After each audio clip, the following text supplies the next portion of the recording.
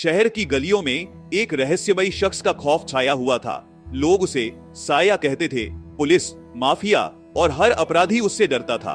वह सिर्फ उन लोगों को निशाना बनाता जो बेगुनाहों पर जुल्म करते थे, लेकिन कोई नहीं जानता था कि साया आखिर कौन है। यह कहानी उस मासूम बच्चे की है जिसने अपने माँ के साथ हुए जुल्म का बदला लेने के लिए पूरी जिंदगी बदल दी। रवि 8 साल का मासूम लड़का एक छोटे से गांव में अपनी माँ सुनंदा के साथ रहता था। सुनंदा अपने बेटे को एक बेहतर जिंदगी देने के लिए दिन रात मेहनत करती थी, लेकिन गांव के जमींदार ठाकुर विजय सिंह ने उसकी जिंदगी नरक बना दी थी। एक रात जब सुनंदा खेतों से लौट रही थी, ठाकुर और उसके आदमियों ने उसे रोक लिया। सुनंदा ने उनका विरोध किया, लेकिन ठाकुर ने उसकी बेरहमी से हत्या कर दी। रवि ने यह सब अपनी आंखों से देखा। वह पास की झाड़ियों में छिपा हुआ था। उस रात रवि ने अपनी माँ की जली हुई चूड़ियों को उठाया और कसम खाई, मैं माँ की मौत का बदला जरूर लूंगा। रवि ने गांव छोड़ दिया और शहर की ओर चल पड़ा। रास्ते में उसने कई मुश्किलों का सामना किया।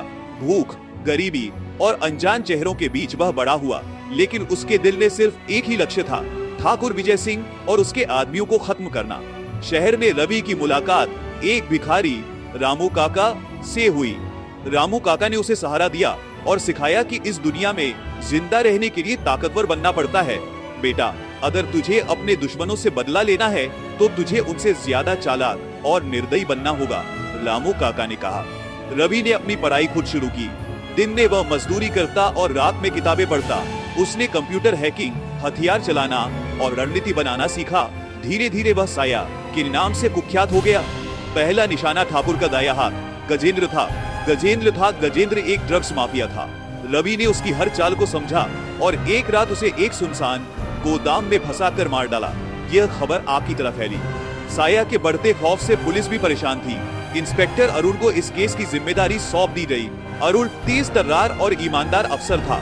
उसने साया की हरकतों को समझने की कोशिश शुरू कर दी, लेकिन रवि हर कदम पर उनसे 2 कदम आगे था। उसने एक एक करके ठाकुर के हर आदमी को खत्म करना शुरू कर दिया। हर बार वह एक संदेश छोड़ता, यह शुरुआत है, अंत जल्दी होगा। ठाकुर विजय सिंह को अब एहसास हो गया था कि यह कोई आम दुश्मन नहीं है। उसने अपने आदमियों को रवि को ढूंढने का आदेश दिया, लेकिन रवि ने खुद को इतना छुपा लिया था कि उसे पकड़ना नामुमकिन था। एक दिन ठाकुर के बेटे विक्रम का अपहरण हो गया। यह साया का काम था। विक्रम को एक पुराने किले में बंद कर दिया गया। वहां रवि ने उसे बताया, तेरे बाप ने मेरी माँ को मारा था, अब वह अपनी औलाद खोने का दर्द समझेगा।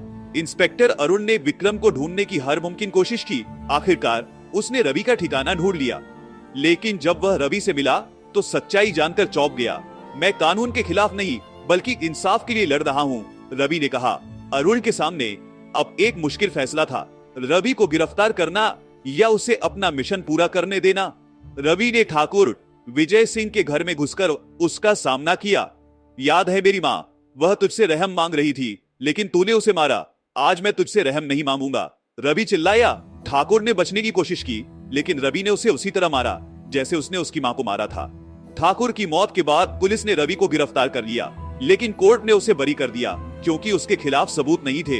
रवि ने गांव लौटकर अपनी माँ की याद में एक स्कूल बनवाया जहां गरीब बच्चों को पढ़ाई का मौका मिले। रवि अब एक नई पहचान के साथ जी रहा था, लेकिन साया का नाम अब भी अपराधियों के बीच डर का पर्याय बना हुआ था। हर जुर्म का हिसाब होगा, यह वादा है साया का। अगर आपको स्टोरी पसंद आई हो तो वीडियो को लाइक, शेयर और चैनल को सब्सक्राइब करना ना भूलें। और हाँ, बेल आइकन दबाना मत भूलिएगा ताकि आपको मिले नए स्टोरीज के अपडेट सबसे पहले। मिलते हैं अगले एपिसोड में एक नए किस्से के साथ। तब तक के लिए बाय बाय।